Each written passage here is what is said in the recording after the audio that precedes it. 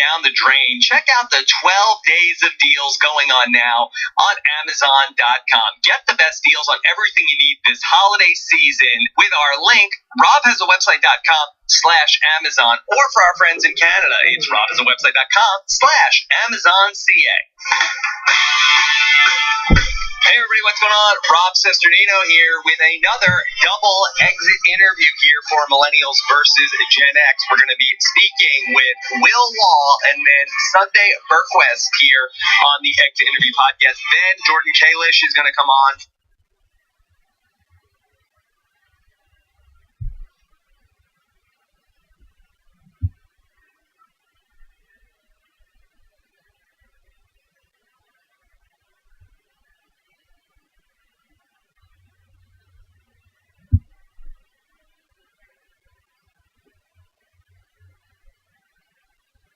The Bye-Bye Man may be terrifying, but so is spending too much money when you're buying holiday gifts for everybody on your list, man. So have no fear when you shop using the 12 days of deals on Amazon.com. Get all those great deals at robhasawebsite.com/Amazon, or for our friends in Canada, robhasawebsite.com/AmazonCA. And just a quick note before we start this podcast, you're about to hear my interview with Penner that I recorded at his lovely home this afternoon, and I'm just going to, for the faint of heart, there's some language in this podcast, just a heads up on that, and hope you enjoy the podcast. I know I did.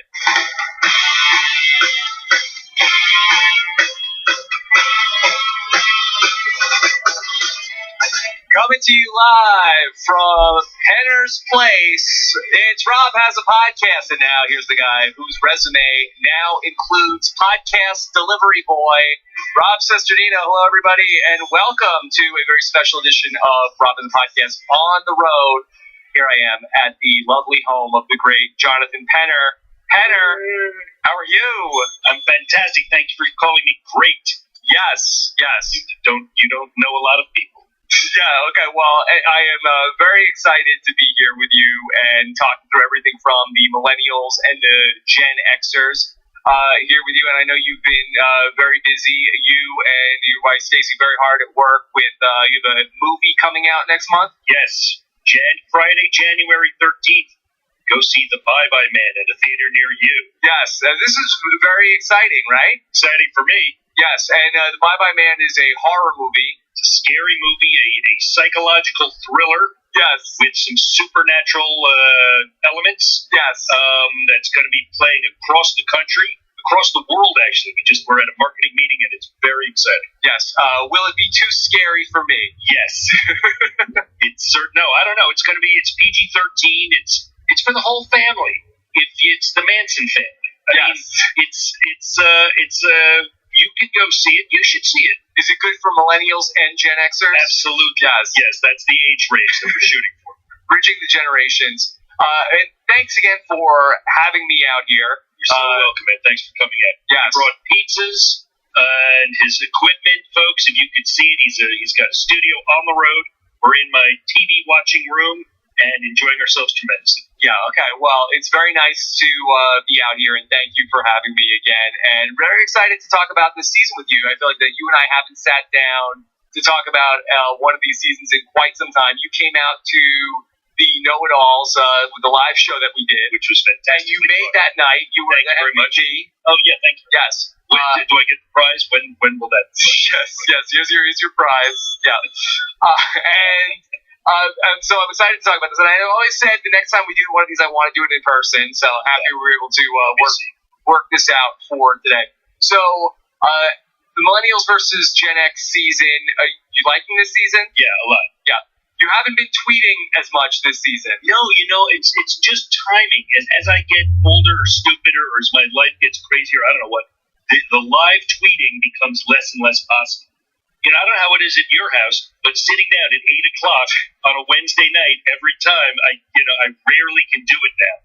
I have other things that I have to do, so I watch the show later at night. And you won't do it as you watch later. There's some people that they will just tweet as they watch it. Say, hey, I'm starting it now. Here come the tweets. Yeah, that seems so ridiculous to me. Part of the fun about live tweeting is that you're alive no matter when you're tweeting, but tweeting when other people are watching, it's like, oh yeah, I agree or I disagree or you missed the point or whatever. It's a conversation for me. So I do miss the live tweeting, but this year has been very crazy. Yeah. And did you like the idea for this season of, do you think that there was some meat there? I'm too old to know what the difference between a millennial and a Gen Xer is. Do you know what I mean? It doesn't hold any water for me. Jeff has gone out of his way. He's tried very hard to say, oh, these guys are hardworking, and these guys don't know what hard work is. They wouldn't know it if it bit them in the ass. And yet, here we are at the end of the season. We're no longer talking about millennials and Gen Xers. It was like the racist season that I played in. Or, the fans versus favorite season. You need something to talk about in the beginning as you're eliminating the chaff to get to the wheat. And now that we're all wheat, then we can bake some bread and have a great season. So millennials versus Gen X, that's better than dividing the tribes by races. No, I don't think it's better, but I mean, it's just, what's this? It's people with blonde hair. It's blondes versus brunettes versus redheads. And you redheads, you get sunburn, don't you? You got to talk about something for the first couple of episodes, and then you're on to the races. Do you have any team ideas that you've been sitting on besides blondes versus brunettes versus redheads? Yes, Penner and Sun versus the world. That's all I can see. Okay. Other versions of the show. There's probably an international version. Yeah. If you got, like when Abby Marie was on Philippines with me, and we tried to make something out of the cultural difference between her and us, which I actually don't think wasn't cultural at all. But there might be something to that. I mean, at least it's worth a couple of episodes. Frenchmen versus Germans, Italians versus Jews. No, that's don't go there. We promised we weren't going to get political, and I'm not getting political. I'm just trying to be funny. So, has there been anybody this season that you have had? Do you have a favorite on this season? No. Yes, I do. Hannah's my favorite. I don't necessarily think she's going to win, but I think she's absolutely adorable. I've really enjoyed watching. Yeah, what is it about Hannah? I guess I see some of myself in her. She's cute.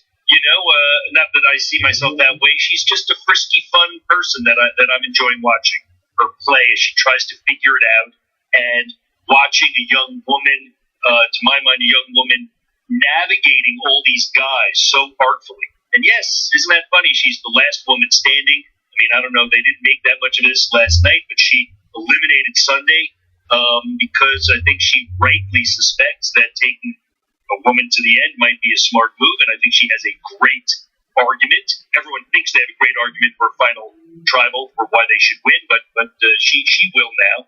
And I think she eliminated Sunday for that very reason. The two of them might have hated each other's guts. They never made any of that clear on the show, but I've enjoyed her. I'd love to get your opinion on where you weigh in on this idea of a resume on Survivor, because I feel like that's kind of at odds with how you've spoken about the game before. Yeah, this is the first time I've heard about resume Survivor, which is kind of shitty, right? That's like what you have to worry about at home when you're looking for a job.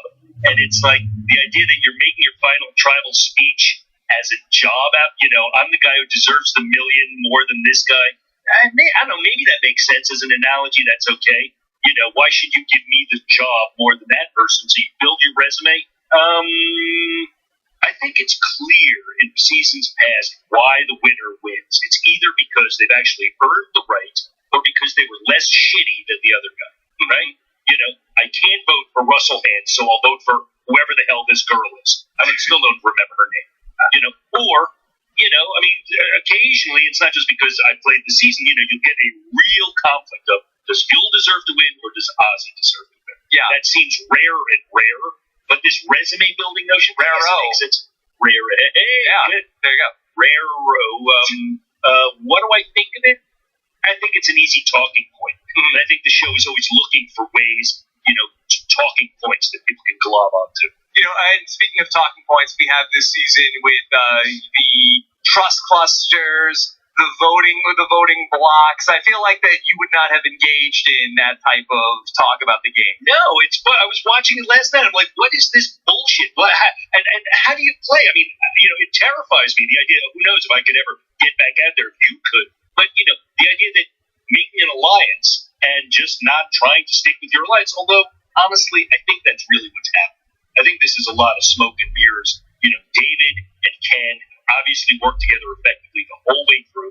The vote for Sunday, the vote for Will made complete sense in just old school Survivor gameplay sensibility. Yeah, they're down in the numbers. Get rid of the flipping vote, which was Will. He was the fulcrum vote. You got to get rid of him. They flushed out the idol. They got rid of Sunday. It was beautiful gameplay from the majority alliance. So all this trust cluster, again, it's talking points that we're getting stuck on. That's what we're talking about, is the talking points that they would have us talk about. I don't actually think the nuts and bolts of the game changed that much, although the idea of loyalty seems to have, maybe for the better. I don't know. What do you mean by that? That players are less loyal now? Yeah, the idea that you just, you make an alliance, you hope that it's strong, you hope that you can win enough that alliance moves forward, and you're going to make one big move in the last act of the story. Right? Because in a way, wouldn't it be beneficial to like a Cook Islands penner to, when people are like, oh, how could you and Candace mutinied against us? Where's your loyalty now? That would be like nothing. Absolutely. That would just be like smart gameplay. Yeah, absolutely. It put me, truthfully, right? It put me in the position where I got to make the decision, and truthfully, I didn't drive a hard enough bargain with Yul and the Raro 4 when I went back to them and say, you've got to take me to at least the final 5, because I just assumed like I was in with them, and they correctly took me out because I flip-flopped and might have flip-flopped again. Nowadays, it's like, of course you're going to flip-flop. Of course you're going to work with whoever the hell you got to work with to get to the end. And I don't know. I mean, I haven't spoken to any of the current players to see how that feels, right? In our day, and I hate to sound like such an old timer. I don't mean to, but when I played, the idea that you would try to make an alliance, and when they backstabbed you, it probably hurt, as opposed to we're just playing the game. I have no alliance to anybody, so. I can't expect to not be hurt, and I can't expect to be hurt when it happens to me. Mm-hmm. Yeah. Does that make sense? Yeah, I absolutely understand. I mean, you could just say, like, hey, Candace was my voting block, and my trust cluster stepped off the mat, so I had to as well. Right. Yeah. So the game was much more personal then, as opposed to this game that's, I think so, and certainly watching Jay and Adam last night, which was really nice. I think Jay, though he's playing a really fine game, and has had some tough knocks because he aligned himself maybe based on age or sensibility with some foolish players earlier in the game, and finds himself a bit of a loner now. But the two of them really have connected in a way that is new and unusual to me, and I really appreciate that. So I can see that. So much was made about Jay's idol. We have to flush the idol. Right. Back in the Philippines, you had the Hidden Immunity idol. You played it at the correct time. There was a tribal council where it looked like you were going to get voted out. You didn't play the idol. That the votes didn't come for you.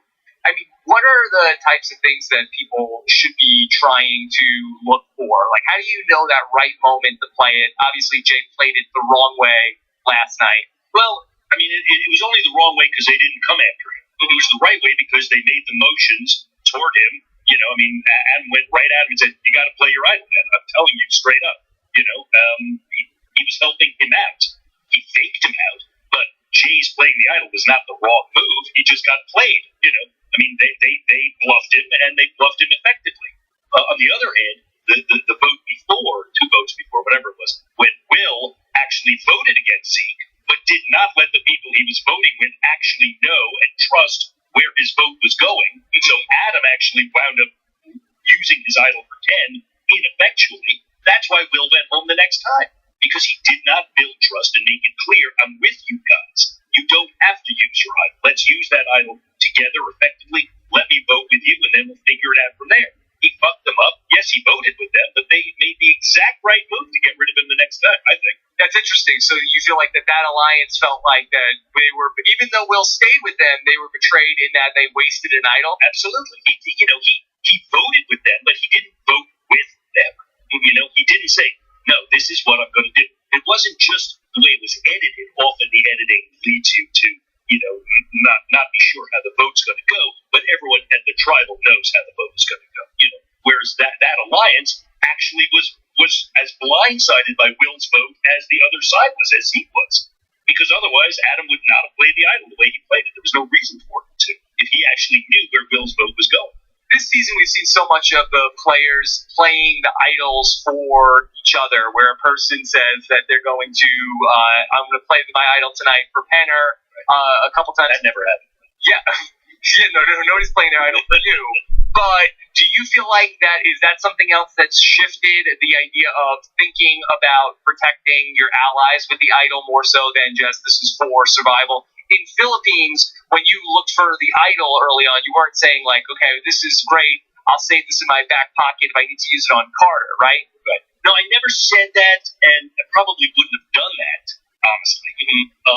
But I did always felt that the use of the idol, the promise of the idol, is very effective in that way. That's a way to bring somebody over on your side. That's what I tried to do with Jeff, and actually probably did. In hindsight, realize that helped bring him, make him realize, like, I ain't going to get rid of this guy on the first boat the way I planned to when I first got on the beach. This guy being me. I said to him, I have this idol. Let's create an alliance and use this to move forward as a beacon, as a shield, as all the things that an idol can be. Actually using it for somebody else, wasting it on a guarding. Well, no, he used it effectively for Hannah. Is that right? David did. Adam did.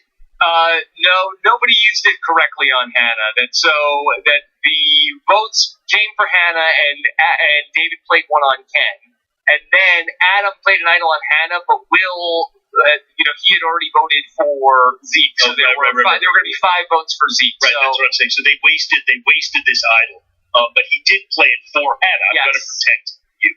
So that was a wasted idol. Unfortunately, it certainly was a trust builder, even though Hannah last night can say he saved our ass, she didn't care about it. The editors and we all are, even though we all get suckered as we're watching it, in hindsight you realize the editors have to pick and choose these tiny little slivers that help tell the story that they want to tell. For her to say he saved us, come on, let's think about not voting him out. That's enough to cast some doubt on whether or not she's going to vote for Will. She was always going to vote for Will over the vote for David. Never going to vote for David. In terms of Will being an 18-year-old, now your son is older than Will, right? Yeah. Do you think are 18-year-olds on Survivor? Is this a good idea? Do you think an 18-year-old has enough life experience to be out there with the other Survivor players? What I see with Will is not necessarily enough life experience, but enough Survivor fandom to know how to play the game. The actual nuts and bolts. Maybe this is what we're talking about as the game has changed. The game is now like uber Survivor. These folks all know the game and know it better than I do. I mean, there are super fans out there who know every player. I meet people all the time who are like, "Oh, wait, don't you remember when so-and-so beat so-and-so and so-and-so?" And I'm like, no, I couldn't even tell you who won that season. Honestly, I swear to God, I don't even really know all the people that I played with. I couldn't tell you their names. Yes, you could. Stop it. If we got a lineup. If you had a picture of all of them. But for me to sit here and tell you the names of everybody that I played with, it would be tough for me. I mean, that's just the truth. It's not, it's just my own stupidity. You could pick Sekou out of the lineup. Yes, I could pick Sekou out of the lineup. And Sekou, I hear, is not doing well, so I sent him my best regards. Yes. But we got off the top. I maybe some of the fans from Fans versus Favorites, who knows? It'll be a fun game. At this point, no. You know what? Honestly, I do know Jason, the squirrely boy. I do know him. I don't know what he looks like right now. Jason, what's his last name? Siska. Okay. Jason Siska. How are you, Jason? I hope you're well. You're now twice as old as when I played with you. You were 6. And now you're an 18-year-old on Survivor. Sure, Will's playing a decent game. He made it to the final 7 or something. Yeah. More power to it, right? So bringing those folks on, I don't think he wasn't particularly interesting to me.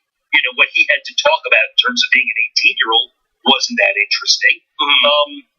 But his knowledge of Survivor was pretty interesting, right? He certainly, I want to make a big move and all this, and he made a big move and shot himself right in the foot. And they said thank you. They used him, and goodbye, and they got rid of him. Right.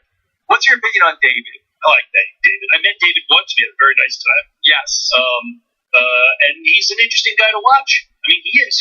because for all of his neuroses and however they started the season with him, in a kind of a Cochrane mold of bugs and how do you do that and I'm so awkward and nerdy. Some of that may have been an act, or if it wasn't an act, it certainly he used it as an almost protection because he was not seen as a threat in any way. And he's now, you turn around and they're calling him the head of the snake. Where the hell that came from, I don't know. All of a sudden last night, we got to get rid of the head of the snake. Cut off the head of the snake. It's like, again, these talking points that are just whatever. Because now we're talking about them, so they're effective. Why, who is the head of the snake? I guess he is. Yeah. I mean, all of a sudden there's a snake on the island. But I'm enjoying watching him, and I actually think he has a shot at winning the game. Do you have one person that you feel like is your winner pick at this point, going into the finale? No. Yeah. I honestly don't.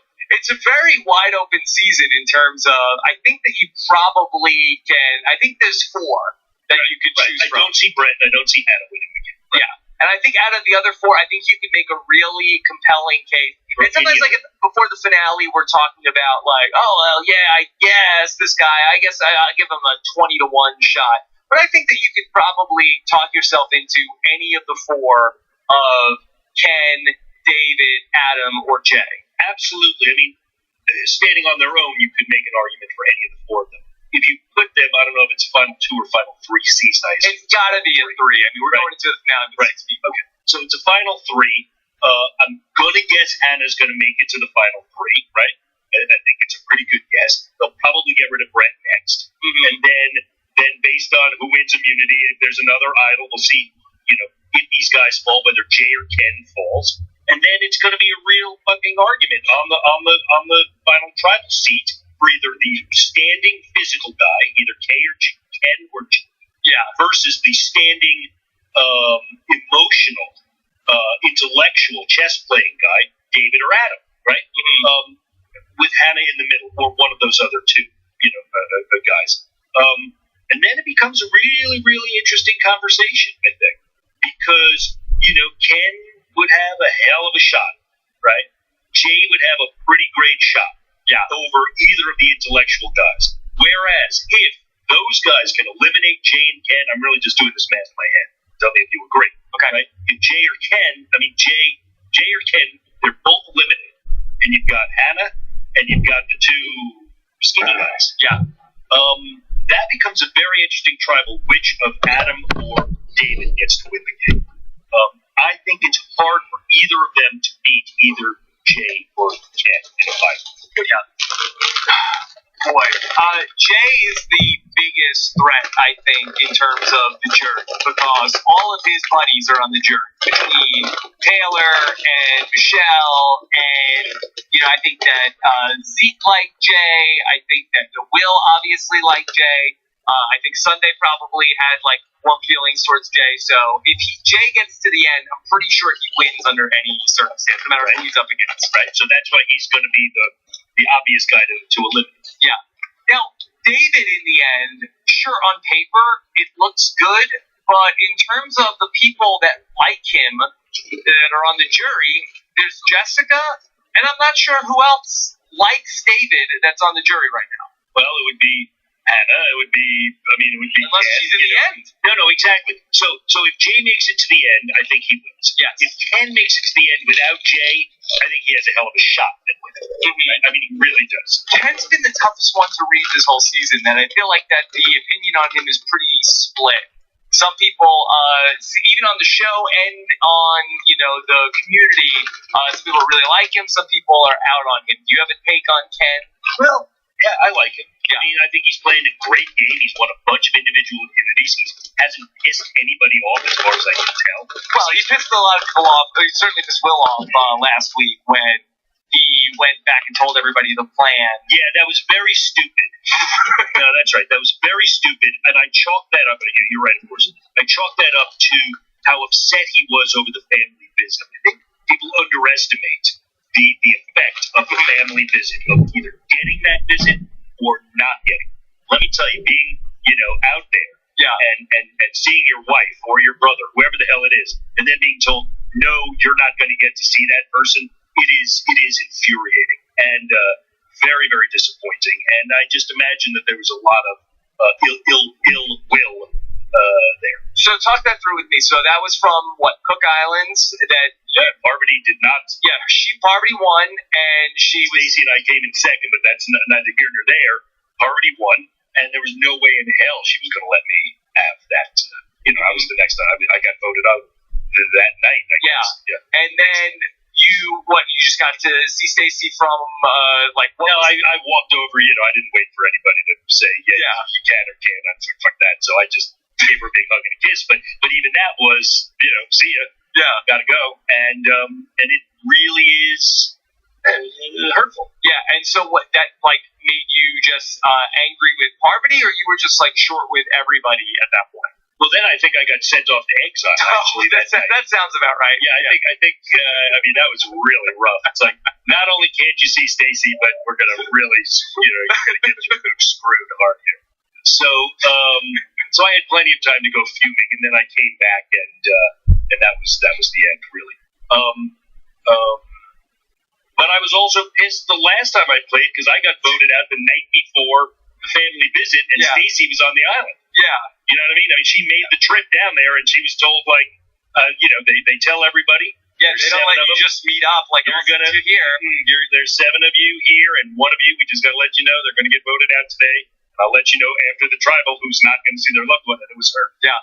My mom, when she came and did the loved ones visit in the Amazon, they were sort of all just standing by, and they let them know, hey, there's a tribal council tonight, and somebody's going to go out, and nobody, they're in sequester, they're not really allowed to talk to each other, and it kind of came over the walkie, and then it was this guy Alex's mom. They pulled her aside, and it's okay, now you gotta go. Right. You're going to stay alone in the hotel tonight, tomorrow. Yeah. Well, and then you go home. Then you go home with all these people that I've seen there, and you know that your loved one was just voted out, and blah blah blah. So that's hard. But to get back to Ken, it's a split decision because his gameplay is not so clear that he's been, on top of the game, his resume building, to use again his terminology. But I think he would have a hell of an argument to make. But I don't know. I can't sit here and say Ken beats Adam or David. I can't say that. Yeah. These big juries, do you like a jury that has this many people on it, or do you think that it should be cut off? I don't know. I never thought about it. You never thought about it? Why? What's the difference? Well, you have so many different... You got a lot of people who have their hair combed nicely. Well, yeah, you have a lot of people... Scowling. Yeah, and then a lot of people in the final tribal council that, you have 10 different votes that are going to be coming in. Okay. No issue for you. Nah, I don't know why they... now they've got a final episode with 6 people still alive. They're milking this thing. They had 2 people out last night. Within an hour, they did a double trial. They are trying to keep people around as long as possible. I have no idea what the thinking behind it is. Yeah. But do you? What's the idea? I think that, let's see how this vote goes, but if it ends up being completely lopsided, I think that there's an argument. The last season where we had 10 people was where Jeremy won against Spencer and Tasha. And not to argue that Tasha or Spencer should have gotten more votes, but I do think that potentially it could lead to some group thing. What if somebody who is voted out day 18, day 19, do they really know about ultimately? They're making a big. They have as much say as somebody who was there 38 days. Yeah, that's exactly. You make a really, really good point. We needed an electoral jury system. Yes. No, you make a really good point. There is a lot of groupthink that goes on in Ponderosa, even though we're encouraged not to participate in that. Of course, you can't help it, and you get to see who survives and what they have to say about the people who just voted them out as people come in. You're right. If you get voted out 18 days in, 19, 20 days in, whatever, do you really know the effectiveness of what's been going on in the camp? If I recall back in Cook Islands, which I think was the first time they did the final 3, right. There were people that were voting that never even played in the game with you that had to vote. That's exactly right. Yeah. So they were just watching it from afar. They might as well have been watching it on TV. But you make an interesting point. They obviously do it. Well, there's production reasons why they do it, right? They get the first, whatever it is, 6 or 8 people out. They have to take them on a trip. They only have so much room in Ponderosa. Right. They can't have people sitting around for 37 days or something. Yeah, we don't need 18 people voting. Right. So, but maybe making that first half of the people who get voted out go on the trip and a smaller jury. I like that idea. I think that's a smart idea. Yeah. I had never thought of it. I just think that probably, if I was going to look at it from a production point of view, I think they feel like, okay, well, we have 10 people at the Final Tribal Council. Another lottery ticket, somebody's going to give us something good at that Final Tribal Council. Another chance somebody's going to give us some You get to see these, cleaned up. Oh, thank you. Yes. You get to see these cleaned up folks scowling, or giggling or something. I don't find it particularly fascinating stuff, but, these guys are so fucking smart about how they put this show together at this point. They've kept it going for 17 years. They must know something that we don't know about what the audience wants to see, I guess. Yeah. The one person in sort of this formula of the potential winners is also Adam, that we haven't touched on too much. Do you have any feelings on Adam? No. He leaves me kind of cold, even though his mother, of course, is, I guess, passed away now. Yeah, it's just terrible, and he was out there, dealing with this stuff. As a player, I don't really get much sense of him, and he doesn't touch me. I mean, obviously, he touches a lot of other people. I'm not enjoying his game as much as I am David's, Ken's, and Hannah's. And I guess to a degree, Jay, who I appreciate. At least he has a joie de vivre and a sense of humor about what the hell's going on. You know what I mean? Yeah. Stephen and I both thought it was interesting, the decision to go after Sunday at that second tribal council because, Hannah said, well, hey, I don't want somebody to take her as the GOAT to the end. Right. But there was a lot of people, specifically Adam, I didn't understand why that was in his best interest to get rid of Sunday when it looked like it was such a good spot for him to pick up Brett and Sunday as sort of these two votes in his pocket. Because there is, again, it's done for the editing of how we perceive it. I do think that they've got a pretty solid four there, and they're going to take out either Brett or Sunday. They flushed out Jay's idol correctly. They were going to take out either one of them, and we don't know what the relationship with Brett is. Maybe they just have a closer relationship, or maybe Sunday was driving people crazy, or maybe Hannah just said, I can't be on the beach with her for one more day, or she's actually the biggest threat. All of the reasons why you pick one real ostensibly non-threatening person over another. It was one of those things, I'm sure. But isn't Adam 4 in that 4? Yeah, but you know what? At a certain point, you're in the top 4, and you got to let the chips fall where they may. And if you muck around too much, like Will did, you get the chop. You know what I mean? You picked your final 4. They're going to be the final 4, and don't screw it up. They flushed out the idol. So if they're smart and Jay doesn't win immunity, as much as they like him, they should vote him out, right? Brett is not as big a threat in the same way they voted me out before they voted Carter out, because, they figured if anybody could, screw somebody over, do something to stay alive, I would over Carter. Rightly or wrongly, he's a much bigger physical threat than me, but they took me out before him.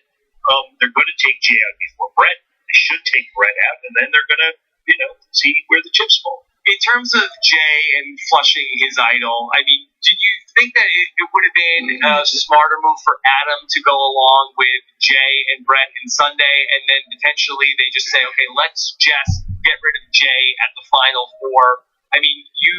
You played with somebody like an Ozzy. That's such an immunity threat. That Jay is the biggest threat. I don't know if you want to put him in the Ozzy league. I don't know if too many people are. But I feel like if you could somehow feel like if we could beat him at Final 4 for immunity, I feel like for Adam to sit in the end with Brett Sunday, that's such a good spot for him. It's too far. To my mind, you just can't play that far in advance because you will get killed before that. You got to play a winner's game, and you got to play the game that gets you to the end. And I just think if he flopped on them at this point and aligned with Jay, no way, he would absolutely lose. And folks who might have voted for him would vote against him. What did you think of this idea of the reward steal this season, where Adam had it and then he sort of got outed about it by other people? He played it perfectly. Yeah. Well, ultimately he did. But there was a while where he had a lot of heat on him in terms of everybody being upset that he even had it and didn't tell anyone. Yeah, that was all bullshit. Yeah. I mean, there was, it was heat. It was TV heat. It wasn't real heat. It's like, what was I going to do? What I should talk to you about it? You wouldn't have talked to me about it. It's not a threat to anybody. I told you about it later in the day. He used it perfectly. Yeah. Magnificent.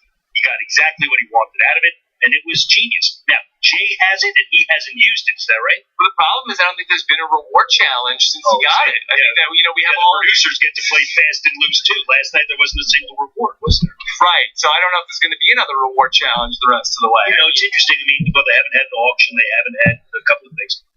But as a tool to give to somebody, as a tool to wave in somebody's face and say, I'm not going to use it, and then have him, say, I appreciate you didn't use it, so now I'm going to give it to you. I'm going to give you what you didn't force me to give you. All these great things. I mean, I think it was fun. I don't know what's going to happen with this final thing that the legacy advantage. Oh, this is fantastic. That makes it very hard to plan your game. They're throwing all these chutes and ladders into the mix, which I guess makes it fun. I'd much rather see an episode like the one last night, which was all action, rather than what is traditionally that episode where folks like me or somebody would win a group reward and go to the local village and eat some local food and dance or play basketball with the kids, which, believe me, is a fantastic experience for the person enjoying it, but is not necessarily the most riveting television. So you'd be fine with 2 tribal councils an episode? Well, it becomes an interesting game if you get 40 people out there and you're going to eliminate 2 at a time. 40 people? Well, I'm just making it up. I mean, I didn't miss the reward challenge last night at all, right? I thought last night was actually a really good, well-edited, rich episode. Yeah. And what was missing were the rewards of people sitting there eating ice cream or getting drunk on a boat, or getting faded, please, dancing around with some folks, and I didn't miss it. I didn't need it at all. Yeah. Well, that's interesting to do twice as much Survivor. Boy, you really would have hated this Australian Survivor. Why? How many were out there? Well, it was 24 people, but it was that if you were lucky if there was a tribal council per episode. Really? Well, sometimes they didn't always vote somebody off. It was on 3 nights a week. Yeah, I'm glad I didn't have to live through that. And how was that successful for them? 55 days! 55 days, and where did they play? In Tasmania? No, I think they played in Samoa. And was this a hit in Australia? I think so. I think it did well. Really? Yeah. 55 days, so it was like Big Brother meets Survivor. Yeah. Okay, well, maybe Mark Burnett will take a lesson from them and try something new. I mean, they're always looking to try it. They've got the Legacy Challenge and the Reward Steal thing this time, right? So that's 2 major twists in the game. Yeah. I think this stuff is fun because I think it's just you invent more reasons that people want to vote people out. Like it's just you're just putting more stuff out there. And, and the survivors are like babies, and like, oh, he has that thing. Now we have to get rid of him. Yeah, he has a thing. Yeah, maybe. I don't know that it actually works that way. I haven't seen that it actually does work that way. That's why they're voting for people. And to me, it's just because the viewers and the players who are so Survivor savvy now can take more plot twists. You know what I mean? Mm-hmm. It's like the language of Survivor has gotten much more complex, and we can all follow it without, because you're just adding one more letter to the alphabet. Survivor 17 years ago, if you showed that and showed this without all of the intern seasons that got us from there to here, wouldn't make any sense almost. But now we can follow it easily. So who knows what else they're going to throw in the game? It's cool. I wish they'd throw more money at the game. Throw more money. I read a infographic or a stat that the $1 million for that you win in Survivor is worth 30% less than it was in 2000. And you're playing against more people. Yeah. Right? You've got to beat 19 people to get the $1 million, which is much harder than beating 50 people. Yeah. It is. I've been saying this all along, and Trump. Oh. Jeff Probst just says, Penner, shut up. Hey, Jeff Kent blamed Obama when he didn't blame Obama. Jeff who? All right, let me ask you some of these questions that I have for you from... what have you been doing for an hour? Of course. Well, like I said, questions that people send in. Oh, okay. Got it. Gregory Gregory McBean says, what Another made-up name. No, it's a real Gregory McBean. It's a real name. All right, Greg. What's your question? What does Penner think about the pendulum strategy that Will tried to pull off? So Will tried to, his plan was, he said, this is the pendulum strategy. I'm going to vote off Zeke, and then I'm going to vote off David, and then I'm going to come back and I'm going to vote off Jay. Yeah, Greg, what do you think of the pendulum strategy? It worked exactly as I figured it would have worked. You play games like that, and they cut the pendulum off, and the pendulum crashes to the ground. Yeah. It was not good. Not good for Will. I mean, the rest of them used him and abused him. Mm-hmm. That's what happens when you're 18. You can get used and abused. Yeah, little boy. Yeah, little boy when you're playing with the big boys. So John Densford wants to know, do you agree with Hannah's strategy of eliminating the GOATs? What player archetype benefits most from that strategy? Well, let's just talk about the idea of getting rid of the GOATs, because I always thought it was such a bad move in the Philippines where Abby Maria was sitting there at the Final Five, and Malcolm Denise and Lisa and that other guy, they decide to gotta get rid of Abby Maria, gotta take her out. I have no idea. I mean, no, there are two things. One is Hannah's strategy is brilliant in only that she is saying, let's get rid of the GOATs when she is the ultimate GOAT in the game, right? So she's getting rid of the other GOATs, you know. So she's playing beautifully. She is not a strong physical player. She is a pretty good social player. I mean, socially, she's great. But I'm talking about, gameplay. She's making a lot of sense. But she's going to have a hell of a time arguing that she should be the winner of the game. That said, she probably will be sitting, certainly in the Final Four, if not in the Final Three. Taking a GOAT to the end, it sounds like a good idea, but it rarely works, and I'll tell you why, because GOATs are often, and certainly evil GOATs like Abby Marie, are hard to be around. Tolerating that person to say, I'm going to keep this person with me, Philip Shepard, I'm going to take this person with me all the way. I don't know that I have the self-confidence or the calm would have the self-confidence or calm to do that. And that's how you convince yourself. It's better to go with people like me that I would like to lose against in a one-on-one, let's play a fair game, mostly because you like those people and you'd like to see them at the end, and you can't bear to spend another second on the beach with some of these psychopaths. So, this is a question from Jim Rosario, who says, ever since you mentioned What's Your Story, do you think that castaways come into the game pushing a story, or do they let one develop naturally? See, I kind of feel like, and I talked about this a little bit in the beginning, that I think the idea of your story, I feel like that is almost at odds with your resume. And I think that the survivors talk more about their resume than their story. Jim, I never thought about it in terms of my story or going into the game. Like, what's Jonathan Bender's story? He's a guy who blah, blah, blah, and then he started the game. I'm talking about the story inside the game. The story that the editors, the story that the producers, the story that even the other players are going to be dealing with. And when I play Survivor, and if you watch it from a storytelling perspective, I'm talking about a show business structure of storytelling. You can break it down very, very technically into act breaks, plot points, second acts, characters, all of these different things that are the techniques that I use in my profession, right? So in terms of story, I know that the editors are crafting tales of these people, and you get to have some effect on what that tale is going to be. That's what I was talking about with Lisa, that she had a chance to play the hero story or whatever it is. It's not that she went in the victim or the hero, heroine, or the TV star or whatever who is going to do this. It's that as you're living the game, you get to affect what story they are going to cut together. Every tribal council this season, there's talk about big moves, making the right big moves. You got to make moves to be seen. You can't win the game if you make big moves, then people are going to want to come after you, but you can make them anyway. Yeah. Do you have a take on any of the move talk that goes on during the game? Yeah, I mean, I guess that makes sense. That held water for me as I was listening to it last night. But I think what's happened is, again, this goes back to sort of what we were talking about, the extraordinary database that the players now have of Survivor, right? They've all seen, or if they haven't, they should have seen every episode of Survivor, and some of them already have encyclopedic knowledges of Survivor gameplay. And so there's almost this intellectual notion that, the winners make big moves. get there by making big moves. And so it's this almost self-fulfilling prophecy that you have to make big moves. Or he made a big move and he made a big move. Well, I can't win unless I make a big move. And I think that's part of what creates this new gameplay, which is a lack of allegiance and sort of more trust clusters, or how am I going to stay alive for the next 3 days? Who am I going to work with? Because I have to make a big move. And I think it makes the game very interesting, but also very exhausting.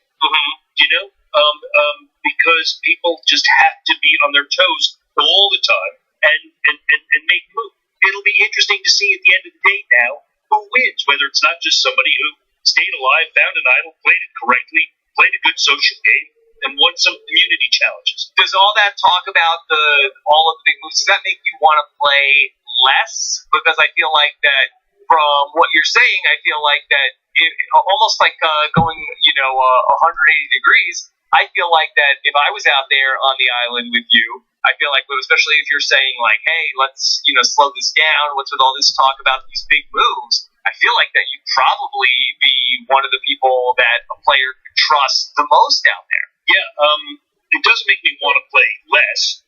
My knees make me want to play less. If I ever got out there, I'd be over 55 years old, which is old in Survivor world. Yes.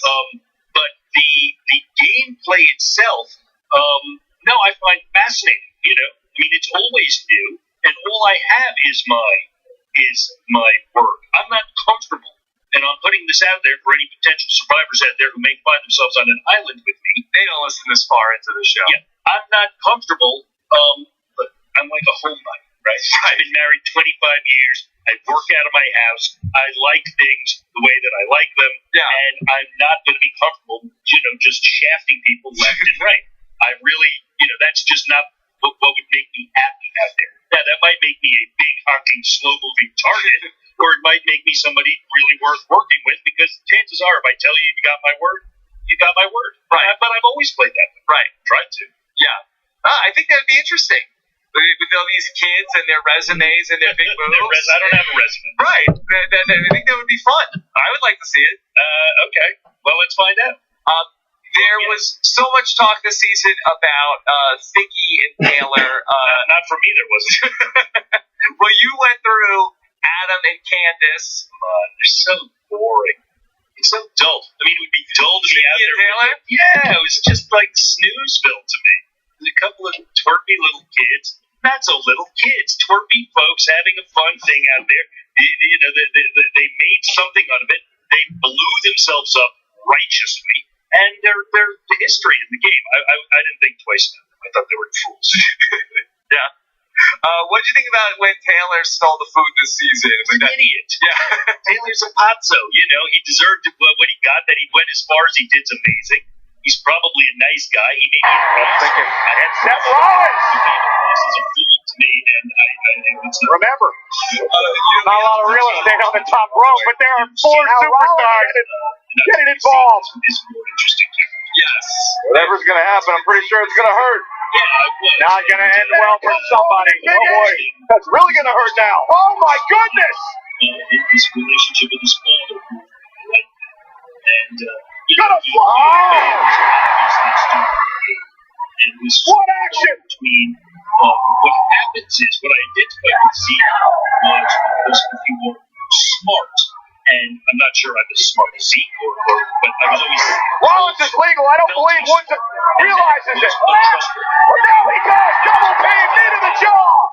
You couldn't trust him. Rollins with a super kick. He was always thinking. People say that to me. You're always Rollins thinking. with a kick. Well, what do you do when you're awake? You know what I mean? Baker's still down. Nothing to say this to you. Everybody? Yes, and even smart people. They can leave. You're always thinking.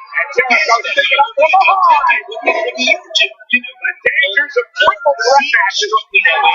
People felt that way back, and they somehow felt like he was just working too hard. Shot, go, cover. Remember, he made the tag. I mean, that's, I guess, the scenario. Look at that new tag team champion. Here's the cover. And so Rollins, you can know it. Just that team. Pushing over his body in the jaw, calling breaks up the count.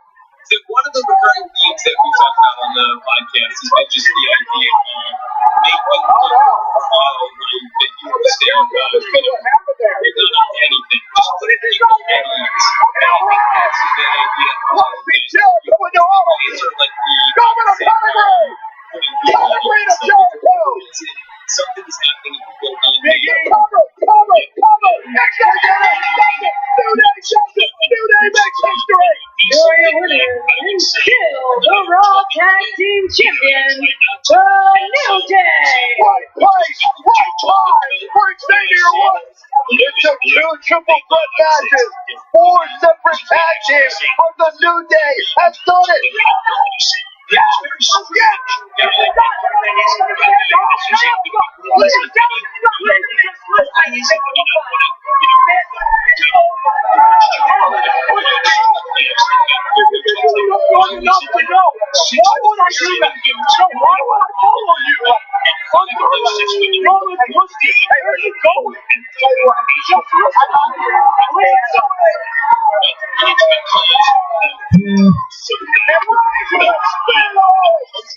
It was easier to vote them out because they were alien to the majority. And how do you fight against that if you're a black woman, if you're an Asian woman? You can't. You can just be who you are. And if you're not surrounded by other folks that are completely like-minded, well, then you're the weird one. You get voted out. I think that's one of the strangest things about Survivor is how the group think affects it early in the game. You know, people don't seem to talk about that so much, but I think it's always been very clear to me. One of the things that I wanted to go back to with where you say blue is blue, and for some reason people that, well, you can't possibly mean that. I thought that there was an interesting parallel between Adam this season a couple times where he was in a similar position where he's like telling the truth to people, and he did it like in a way where he was too blunt and he made people upset. With Taylor and with Jay, and like where that she was talking with Jay in the ocean, and Jay asked him basically like, "Am I the target?" And he's like, "Yeah, you're on the bottom. Right. You're next." And he really gave it to him straight. Right. And Jay got like really upset. He went back and he's like, Adam's a bad guy. Adam is this. Adam is that. And that reminded me of you. That he just like was very straightforward. But it did not go over well. No, and that's probably affected me in other parts of my life. If I'm honest, if I'm thinking about it, it's like, how do you handle people? People like to be handled with care. My honesty, and this is something that I really learned after the first season that I played. Hope I learned is that my honesty, people don't need my honesty.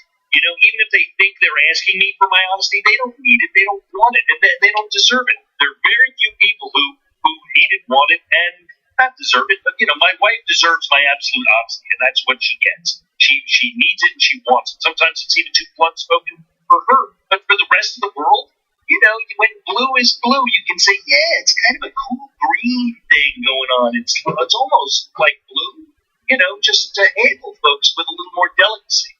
And I guess that's the way that most people want to go through life, is to be handled with care. Yeah, my wife does not want honesty. Is that right? How is dinner? She does not. She's not looking for an honest answer.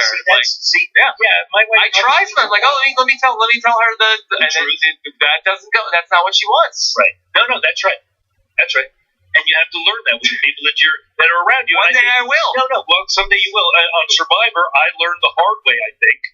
Or every day in my life, I learned the hard way that you don't have to actually just tell the truth. It's not necessary. Yeah. I'm not saying lie. Yeah. I'm just saying that there are ways to handle other people without just being bluntly honest.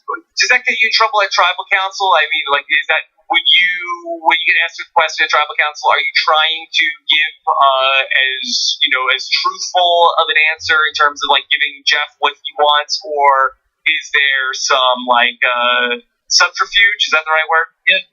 I once got called out by Jeff for that very thing. The opposite. He asked me some kind of question, and I gave him a smoke and mirrors like non-answer. Right. Because folks, you don't want to blow up your own game. Right. You don't need to say, and like Lisa Welchel made it very clear on the night that I played my idol, like the vote's coming for you, buddy. And everybody else was like, nudging her. You're giving up too much information. I once gave a smoke and mirrors answer, and Jeff was like, "Oh yeah, I'm Jonathan Penner. I'm so smart. I can just fuck around and say anything I want without telling the truth. Come on, man, give me something." I said, "Jeff, I'm playing for $1 billion. I don't need to tell you, the absolute Who's in the truth alliance, here. right? You want to hear it, but I'm trying to earn $1 million here, so I'm giving you what I can give you." That's a true story. Yeah. Steve Canes wants to float a theory past you. Steve Kane? Canes. I know a good friend of mine's named Steve Kane. I was hoping it was him. Steve Canes, maybe we'll become friends, but so far I know my jury's out. All right, two questions. He wants to know if you think that Adam is like a baby version of Yule, Jay is a baby version of Ozzy, and Hannah is a baby version of Becky. Is this an accurate rendition of the final three? No, it's not. Yule and Yule is Adam and Yule. I mean, yes, they're both strategic, smart players, but Yule is an unbelievably savvy, polished guy. I mean, talk about the ultimate handler of people. He made everybody out there feel great. He made everybody out there feel like he was debilitated. He was weak. He wasn't that smart. He wasn't that capable. He was a genius dissembler and a genius strategist. Who's a baby? Who? Hannah's a baby Becky Lee? No. I love Becky Lee was a great girl, smart, but Hannah's much more effusive, bubbly, much more present, and honestly much more outwardly strategic. And who was the other baby that he was talking about? David? No. Jay is a baby Ozzy? Yes. No, I mean, look, Ozzy is superhuman as far as I can tell. I've been with him. He stayed underwater for 2 minutes or something at a time. I mean, he's, ridiculous athlete. Jay seems a fine athlete too. But Jay has, and all respect to Ozzy, my friend, Jay has a social game very different from the one that Ozzy was able to play. Jay really has a sense of himself. He has a sense of humor about the whole thing. Even though he's fighting for his life, he has a kind of a joie de vivre, as I say, that I really appreciate. I've come to appreciate him more as a player. Because I guess that's what happens as the show goes on, except for Sunday, who I never got a sense of, except for her name, Sunday. You come to appreciate the players as more complex, interesting people than you get a sense of at the very, very beginning. Yeah. Sunday, best name for a day of the week? If you're going to have I like Wednesday myself. Wednesday. Yeah, because of the Addams family. I feel like Friday is probably Friday's fun. like you're naming your kid just for a party. Yeah. Here's my kid Friday. You know what kind of kid that's going to grow up to be. Sunday, I guess you know what kid that's going to Wasn't she? She's like a religious teacher or something. Yeah, I think so. I think that's just something to do with that. You never name a kid Sunday. You're going to create a Sunday school teacher, right? I think so.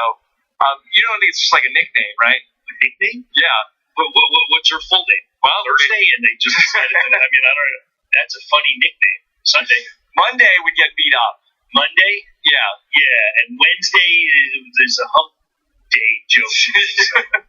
No, I don't know. I mean, I got no sense of Sunday. She seemed like a softer spoken version of Lisa Welch, right? Yeah. And that's sort of the casting. It's the mom, lovable, middle America kind of relatively conservative or maybe very conservative person who, is actually a very strong-willed person who did fantastically out there. She was not going to win the game, and she went far. Hats off. What about Brett? Do you have any take on Brett? We haven't touched Brett's on him an too interesting much. guy, and I hate to get again political, but what's the most interesting to me about Brett, maybe it's not political, but I think it is that he is a gay guy who, this is my own homophobia or something, I don't think I'm a homophobic person, but never came across as a gay guy, whatever that means. You know what I mean? Yeah. He just seems like a guy, a Boston cop who wants to get drunk. I mean, that's the character that they put across, right? Yeah. With these kind of moves and he's kind of a heavy-set, chunky, fun-loving kind of guy. Right. And like, oh yeah, I'm gay. And it was a real shoe drop moment, I think, for me and a lot of folks. It's like, what? I think I have pretty good gaydar. Yeah. I didn't pick up on that at all. And so, again, Brett, I hate to make this about that, but that's my take on Brett. You know what? It just eye-opening for the audience. Yeah, I feel like I had read that somewhere along the way before we got to that point in the season, so I had known. But I think I got a text from my mom the next morning. She was like, "What? That was the shocker of the night." Yeah. It was. Isn't that strange that even in 2016 that's the shocker of the night. But cool on him, cool on them, because it was like just an offhanded thing. Yeah, and this guy's a gay guy who is a Boston cop who likes to drink. Yeah, and that's who he is. What's the big deal? And it isn't a big deal. And unfortunately or fortunately, that's all I got to say about Brett. Right, he does nothing for me, as a player. Hard to envision the scenario where he gets to the end and Adam Bomb goes off and 5 people are gone. He's the last man standing. He gets to win the game.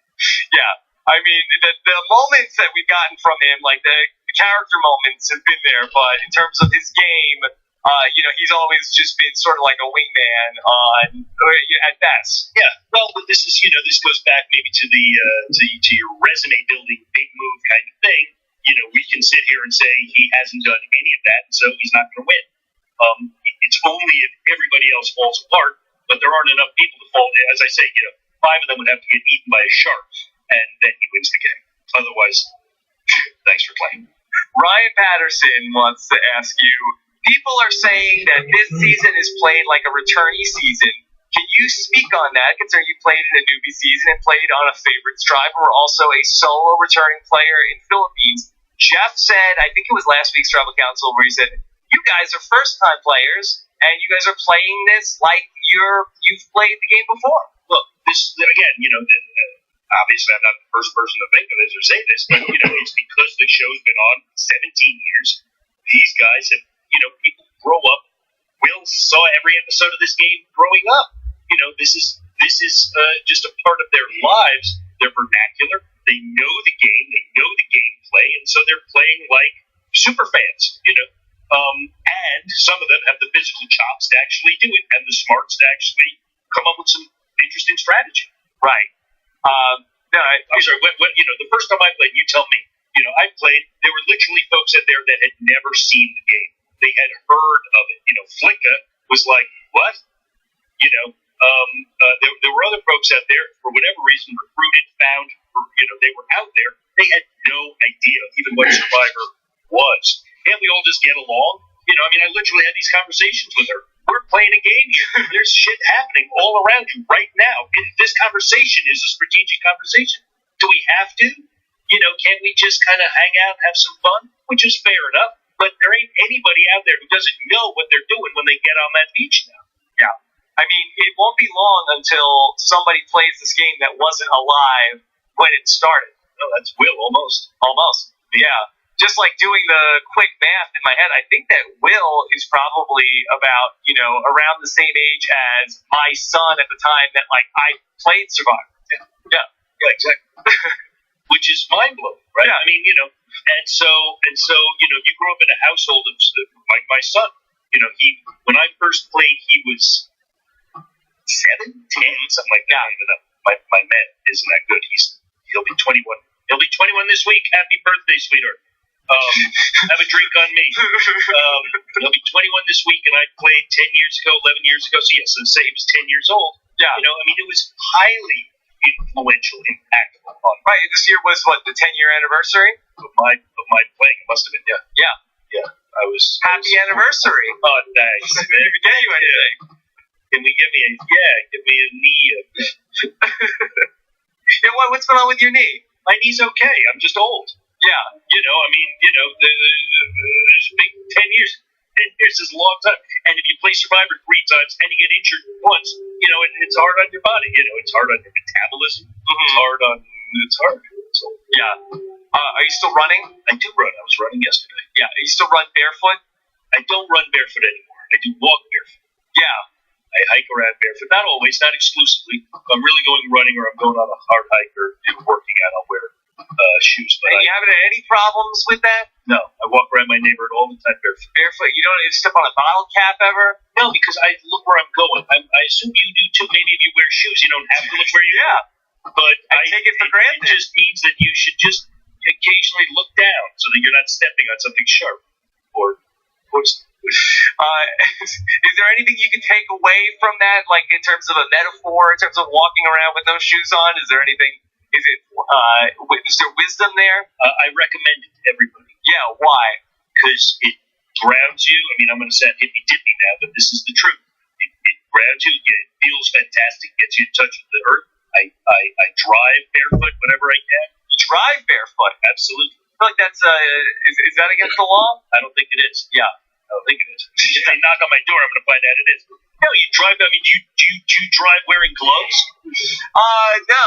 Okay. No, I have though. I mean, you could. I mean, if you're wearing driving gloves, maybe. But driving in shoes is like driving in intermittents or something.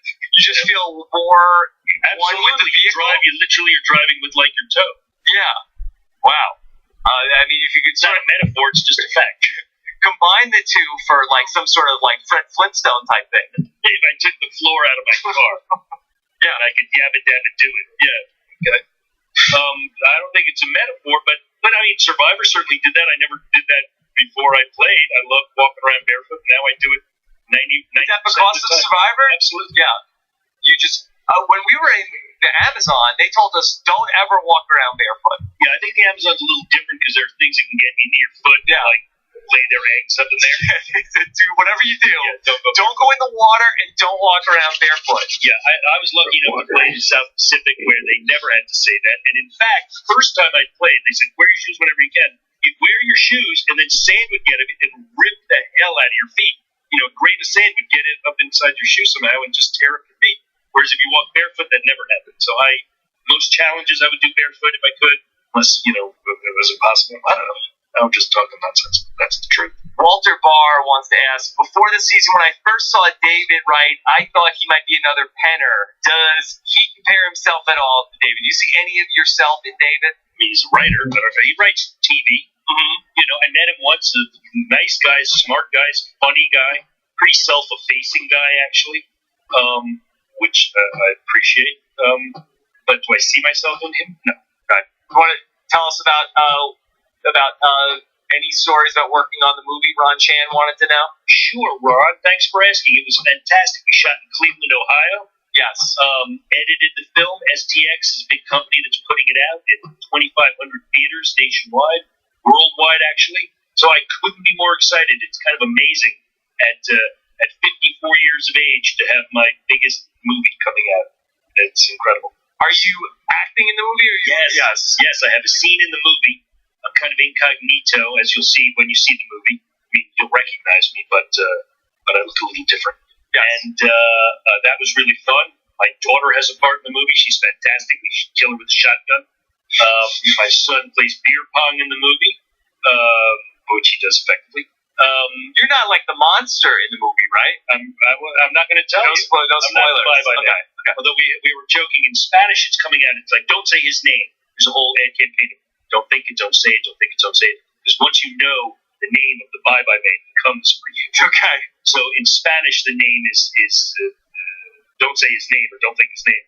And we say it's like, Adios Amigo. yes, the Adios Hombre. But it's not, because that's a silly name. They said, are we really going to name it the Adios Hombre? And we said no. I'm really excited for people to see it. People really enjoy the movie. I had a great time writing it. I was happy enough to be on the set with my wife, who's directing and did a brilliant job, to be with her and help her out in any way that I could. We have a great cast, and I'm just excited for folks to finally get to see it. What does that mean, Bye Bye Man?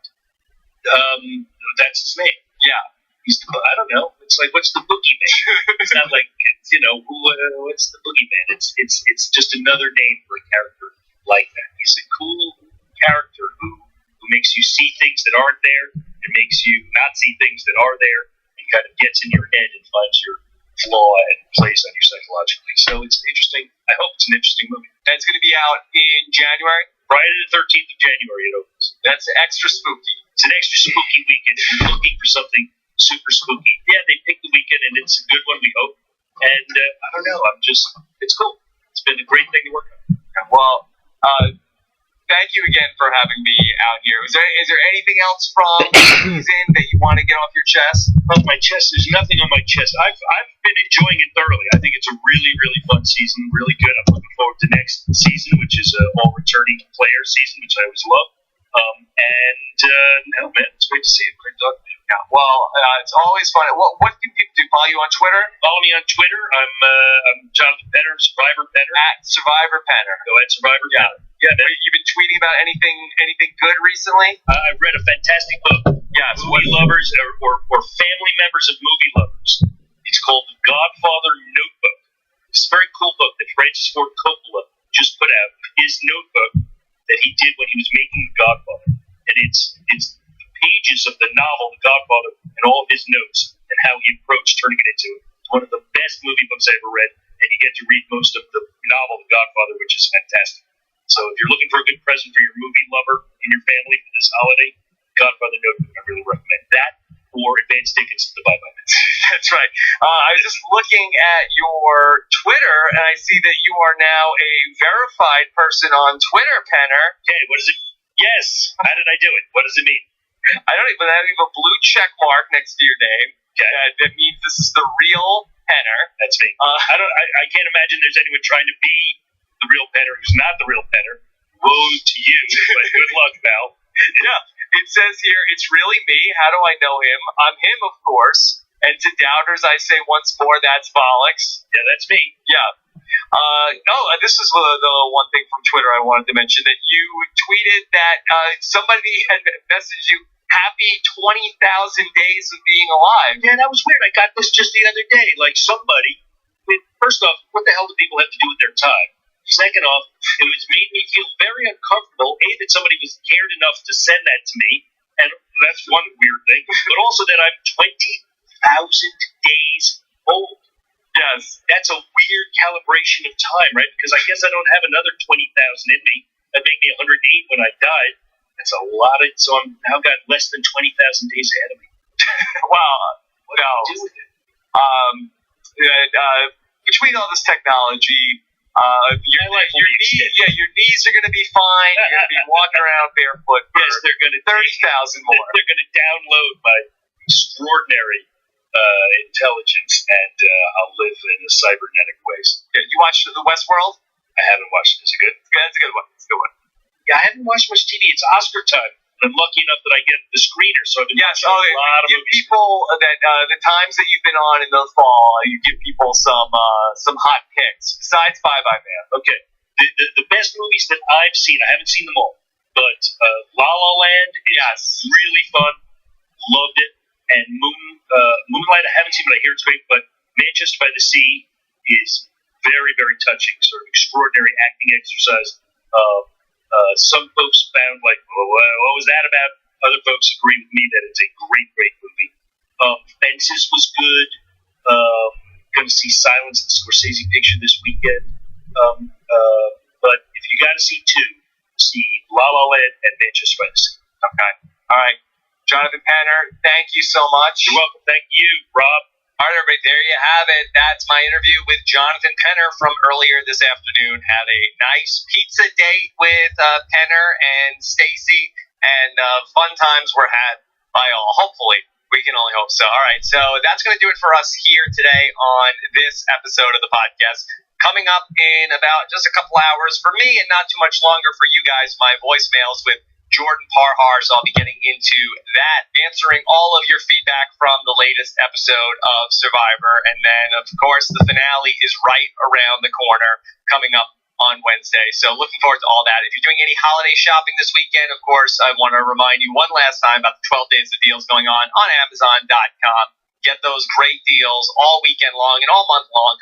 robhasawebsite.com/Amazon, or for our friends in Canada, robhasawebsite.com/AmazonCA. Looking forward to hearing what you guys think in the comments, and we'll talk to you again soon. Bye.